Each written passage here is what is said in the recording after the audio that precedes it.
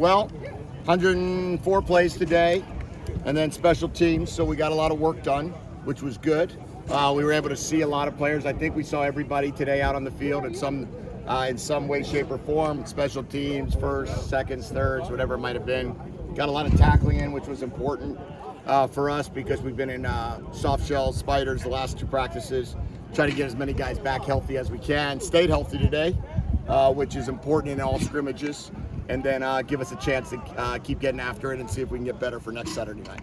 What happened to Zach Durfee? Zach's had an elbow situation that we had to repair. So he's about 2 months. I think he's out for about 2 months. You'll get him. He'll be back. We believe, from what we were told, that he'll be fully cleared before the start of training camp.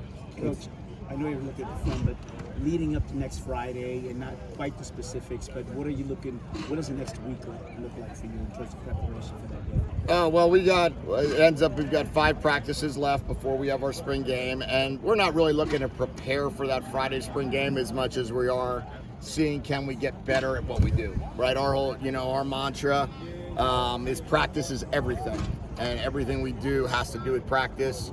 We've got to compete in practice. We got to be great in fundamentals. We got to know how to do your job. We got to run to the ball. All the things that go into being a great football team. We're going to be trying to work through the whole portal situation. We're going to try to work through recruiting these next couple of weeks. We're going to try to make sure that every player on this roster continues to improve and get better. So we're just trying to look to have 5 great practices. How much impact is the offensive line or lack of bodies made in terms of installing the offense and getting a true assessment of what the offense can do? Yeah, well, installing the offense, it hasn't slowed us down. We're installing the offense just like if we had 12 linemen. Most spring, you don't usually have more than 12 or 13 max. The goal by August 1st would be to have between 15 and 16 able bodies, healthy bodies, to participate in all of training camp. Probably 14 to 15 scholarship players, probably 2 to 3 walk-ons, so 18 players maybe, and that'll allow us to be able to go split fields. That's kind of the only thing we're lacking right now. We're not able to double up on our reps. So we're able to get everything done we want to get done. We just can't get it done twice. Did Vincent Holmes just change his mind coming back out of the portal? Yeah. Is that kind of like college football persona because he's switched positions twice, gone in the portal twice? Yeah, I think what happened with Vincent, and I don't really know too much about it, what happened in the past. He came and saw me when I got the job here. He said he wanted to, if he could come back, he wants to come back as an offensive player. I said, sure, it doesn't matter to me right now. We're just looking for football players. I don't care if you're an offensive player or defensive player, you're just a football player or not. Throughout spring, he decided he wanted to go play defense. And I think that was kind of his transition about should he go in the portal or not. And then he met with Coach Sinceri, he met with Coach Belichick and took his name out of the portal. You're a couple of weeks in, fans want to know about the guys, they want to know about players. Is there a player or two that's maybe jumped out at you or kind of surprised you 2 weeks in?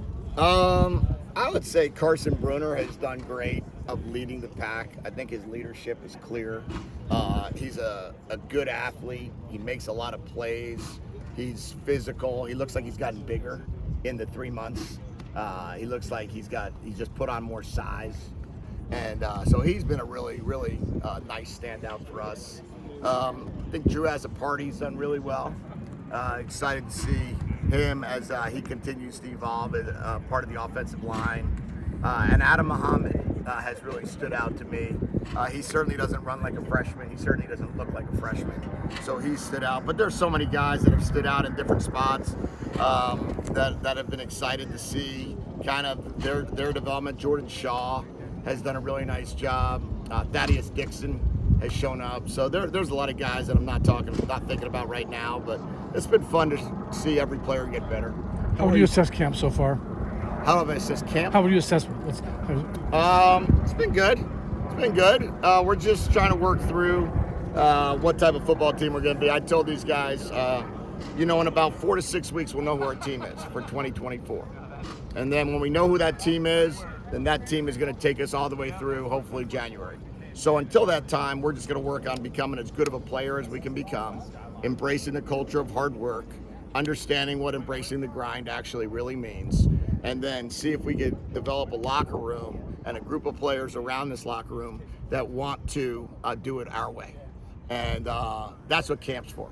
So camp is for, can we get good in fundamentals? Can we get good at ball? And then once we get to the summer and conditioning, they'll start team bonding and team culture. And once we get to training camp, we'll get after it pretty good. And it's kind of the NFL model taken here. What can you say about the competition in the quarterback room? We've seen Will and Damon play really well this spring. What do you think about those guys? I would agree. I think the competition is really good. Marmar is getting better. And those two guys are certainly competing at a very high level. Earlier this week, Jonah Coleman did a cartwheel and then a backflip. Mm-hmm. Is that normal? And Yes. Does that worry you at all? No, I've seen that backflip 100 times, I think, maybe 200. So Jonah can do all. He's a gymnast at heart. How are you feeling about where you're at with the portal process right now and recruiting some of these guys and trying to fill out the roster? Yeah, I mean, I think that I think college football's messed up, but we're going to embrace what it is right now, and we're going to try to get the best players that are in the portal to be a part of the Huskies, and we understand that that's the world we're living in. I hope it gets fixed. No such thing as a one-day contract except for college football, I guess, or college basketball. So you don't really know what it's going to look like. You don't really know how it's going to work. I do know that a lot of players want to be on this football team and be a part of this football program. So getting players is not the problem. It's getting the right players that fit our culture and getting the right players that fit our roster, which is really the key to this whole thing. Will there be a big flood of players over the next week, or can it stretch out? It can stretch out.